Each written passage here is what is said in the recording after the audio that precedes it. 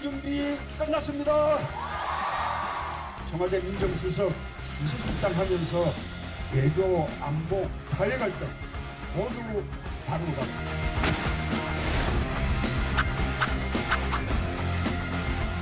한국표는 제 힘으로 국회의원 내분하고 시사 공론하고 당대표하고 원내대표하고 영남지사하면서 1조 4천억의 이름을 본 비전 땅한편 안 파고 깨끗이 정리하고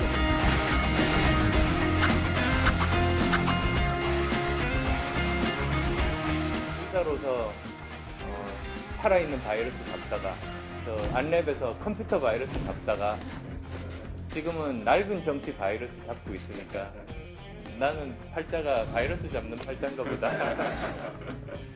그런 생각합니다.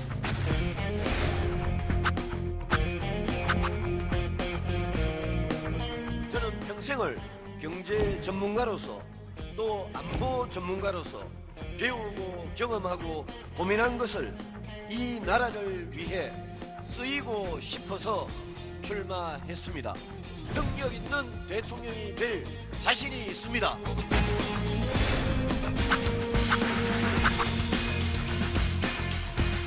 30년 전 도로공단으로 향하던 마음을 다시 속입니다.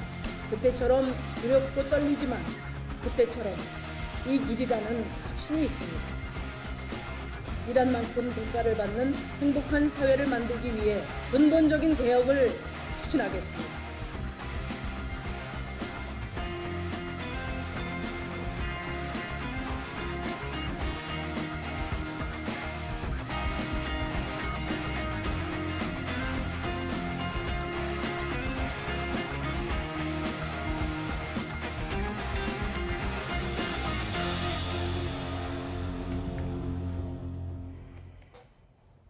자, 약속 2017 대선 특집으로 뉴스탑10 전해드리고 있습니다. 대통령 선거 투표 마감 시간이 곧 다가오고 있습니다. 지금 저녁 6시 33분 지나고 있는데요. 앞으로 1시간 반이 채 남지 않았습니다.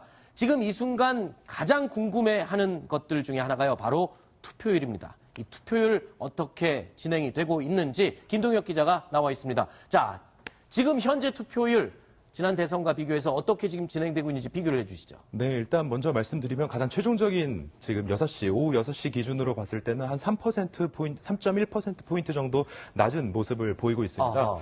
하지만 그 초반에 보여줬던 그 격차들이 점차 좁혀지다가 역전을 한 경우가 있었거든요. 네. 사실 바로 이제 오후 1시 경에 이제 집계됐던 투표율이었는데요. 네. 그때 당시에는 19대의 투표율이 55.5%로 18대의 45.3%에 비해서 한 네. 10여 포인트 이상 높았습니다. 네. 이때는 바로 이제 지난 4일과 5일에 진행됐던 사전투표가 반영됨으로써 네. 나타난 결과인데요.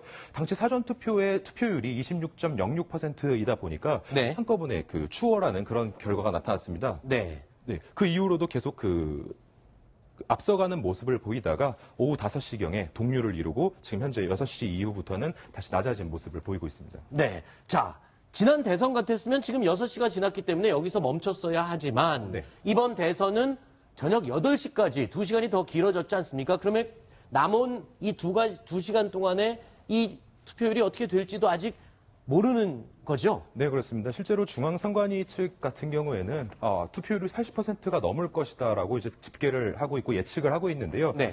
이 80%가 넘는 투표율은 실제로 지난 15대 대선이죠. 그 김대중 전 대통령이 당선됐던 1997년의 대선 이후에 20년 만에 처음으로 나타나게 되는 결과라고 할 수 있을 것 같습니다. 네. 당시에는 이제 80.7%로 이제 투표율이 집계가 됐었는데 네. 이번에 다시 한번 80%가 넘게 된다면은 그 국민들의 그 투표에 대한 열기와 대통령에 대한 관심도 굉장히 높은 것이라고 볼 수 있을 것 같습니다. 네. 자, 이번 대선에서 투표율이 높을 것으로 예상하는 그 첫 신호는 사전투표율이었습니다. 4일과 5일 이틀 동안 실시된 사전투표율이 26.06%를 기록해서 사상 최대치를 기록했는데, 자, 사전투표는 자, 어떻게 개봉이 되고 어떻게 합산이 되는지 그 과정을 좀 설명을 해 주시죠. 다들 이 부분을 궁금해 하더라고요. 네, 실제로 저도 이제 사전투표 현장에 취재를 나갔다가 네. 사전투표를 했습니다. 네네. 이제 막상 현장에 가서 보다 보면은 관내 투표, 이제 해당 그 거주지에 살고 있는 사람들을 대상으로 하는 투표 줄이 따로 있고 네. 그 관외 이제 그 실제로 그곳에 거주하지 않지만 이곳에 와서 투표를 한 사람들을 대상으로 하는 투표 장소가 따로 있는데요. 네. 그 해당 그 거주지 관내 투표죠. 관내 투표를 한 사람들을 대상으로는 곧바로 투표를 한 이후에 투표함을 밀봉을 합니다. 네. 그리고 해당 지역의 선관위에 보관을 하게 되는데요. 네. 그 외에 이제 관외, 거소, 그 재외국민 투표의 경우에는 그곳에서 투표를 한 사람들의 투표 용지를 네. 회송용 봉투에 넣어서 투표 후 회송용 봉투에 넣은 이후에 우체국에서 발송을 합니다. 네. 그래서 투표함이 밀봉이 돼서 해당 지역 선관위에 보관이 되고 네. 이제 오후 8시 이후에 개표장에서 실제로 개표가 이루어지게 됩니다. 네. 그러니까 선관위에서는 실제로 투표소에서 전국 투표소에서 투표함이 도착하는 순서로 개봉을 한다고 하는데 네. 그러면 지금 이론상으로는 이 사전 선거 투표함이 제일 먼저 도착해 있었으니까 예.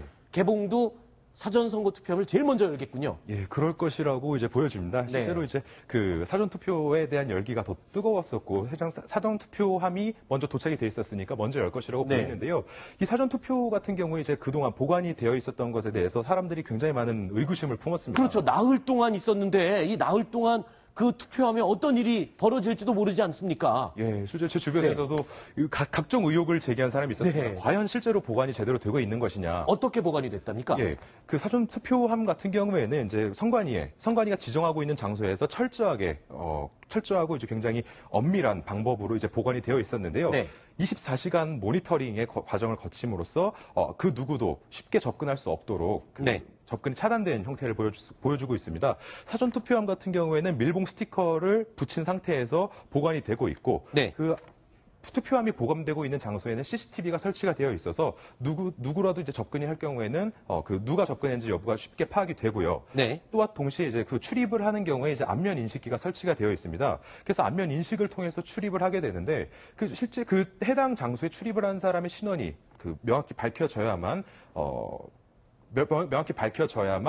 출입을 할 수 있다는 점에서는 누가 만약에 손을 댔다라고 한다면은 그 책임 소재가 명확하게 밝혀진다고 할 수 있을 것입니다. 네, 어쨌든 굉장히 엄격하게 관리가 됐고 보관이 돼 있었기 때문에 어떠한 인위적인 가공을 할 수 없는 상태다. 네, 그렇습니다. 믿어도 되는 거죠? 예. 알겠습니다.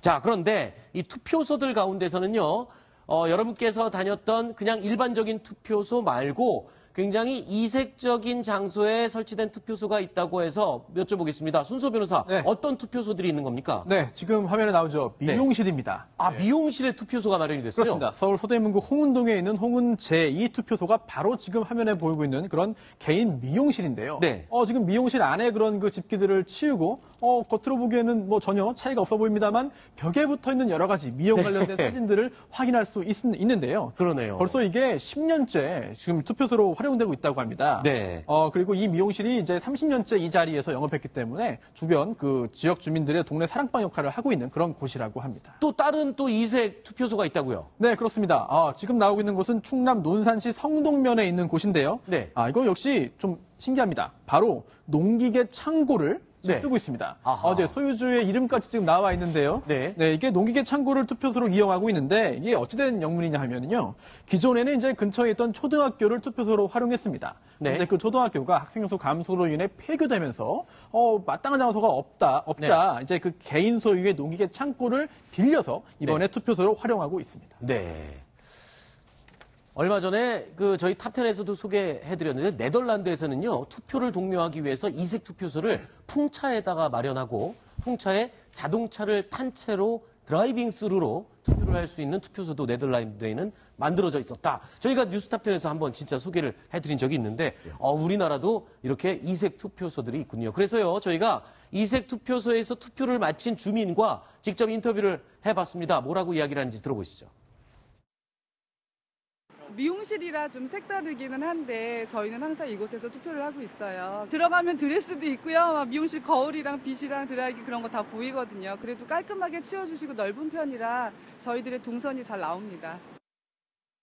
그런데 네. 제가 오전에 투표를 하고 왔거든요. 네. 근데 줄을 섰어요. 네. 줄을 한 10여 분 정도 서 있다가 이제 했는데 네. 제가 줄을 서면서 좀 생각한 게 뭐냐면은 이번에 이제 4,247만 명이 유권자거든요. 네.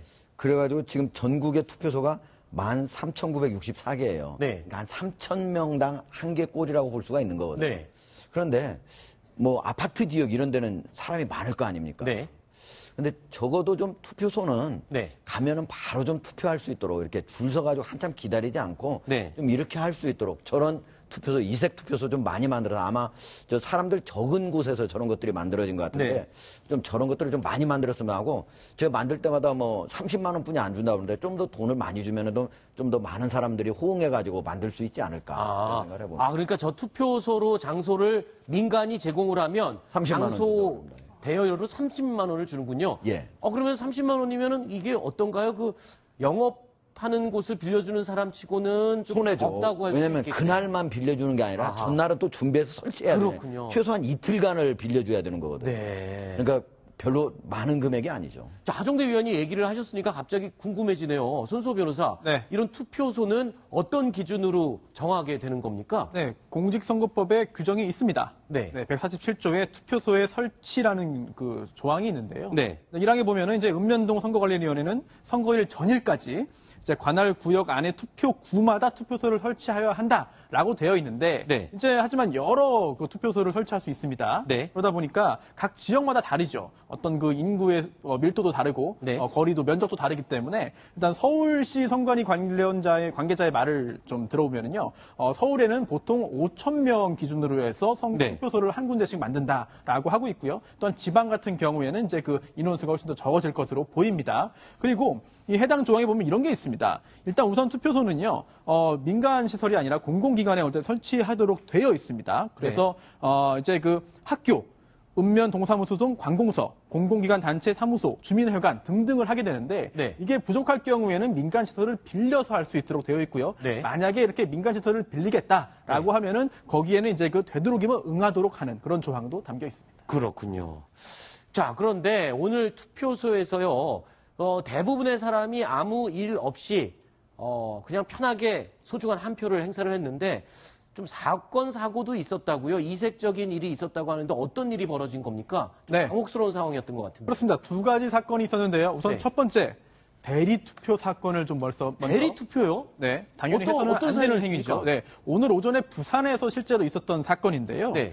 투표를 하기 위해서 어떤 분이 줄 서 있었습니다. 그런데 절차를 잘 모르고 약간 머뭇머뭇하자 네. 주변에 있던 그 다른 사람이 투표 방법을 먼저 설명을 해주기 시작했습니다. 네. 그런데 단순히 투표 방법 설명으로 끝난 것이 아니고요. 기표소도 같이 들어갔고 네. 또 여기에서 실제로 다른 사람이 받은 그런 그 투표용지에 자기 마음대로 기표를 해버렸습니다. 아하. 예, 그러자 아니 이거 도와주는 걸로 그친 게 아니라 왜 내 투표용지에 마음대로 하십니까? 라고 네. 항의를 했고요. 네. 그러자 이제 그 현장에 있던 선관위 관련자가 이거는 뭐 부정하게 된 것이기 때문에 해당 투표용지를 훼손 처리하고 새로운 용지를 주어서 이제 그 투표를 마쳤는데요. 네. 사실 이런 경우가 단순히 뭐 그냥 잘못이다. 이걸 넘어서 형사적으로도 범죄가 될 수 있습니다. 어허. 즉 공직선거법에 투표 및 개표 간섭죄가 있는데요. 네. 이건 투표 간섭죄가 될 수 있거든요. 네. 이런 경우에 형량이 굉장히 무겁습니다. 네. 3년 이하의 징역이거든요. 어이구. 선관위에서 이 해당 인물의 어떤 그 행위에 대해서 네. 조사를 한 다음에 네. 이제 수사기관에 수사 의뢰를 한 방침이라고 하기 때문에 형사처벌 받을 가능성도 배제할 수 없어 보입니다. 아이고, 그러니까 이 우리말로 오지랖이라고 하죠. 오지랖 때문에 지금 형사처벌 받게 된 분이 계시는군요. 그리고 또 한 사건이 있습니다. 동명이인 투표. 김동혁 기자가 설명해 주시죠. 이거 무슨 사건입니까? 네, 이것도 굉장히 황당한 사건인데요. 네. 동명이인 투표는 이번에 충북 제천에서 발생한 네. 사건입니다. 실제로 이제 한 그 선거인이 투표를 해야 되는 한 그 유권자가 투표소를 착각을 해서 자신이 원래 가야 했던 투표소가 아닌 다른 투표소를 방문을 했습니다. 네. 그래서 다른 투표소에서 투표를 했는데 투표를 하고 투표를 하기에 앞서서 실제로 그 선거관리원을 통해서 자신의 신분증과 주소지 등을 다 확인을 하고 그리고 투표 용지를 받아서 투표를 했습니다. 그리고 이후에 다른 그 유권자가 현장을 방문을 했는데 근데 이분이 앞서 왔던 분이랑 이름이 같았던 겁니다. 네. 그래서 이분이 난 투표를 하지 않았다라고 했지만 선거관리원은 이미 투표를 했다. 무슨 네. 소리냐 얘기를 했었고 그 화가 나서 항의를 하는 과정에서 실랑이가 있었습니다.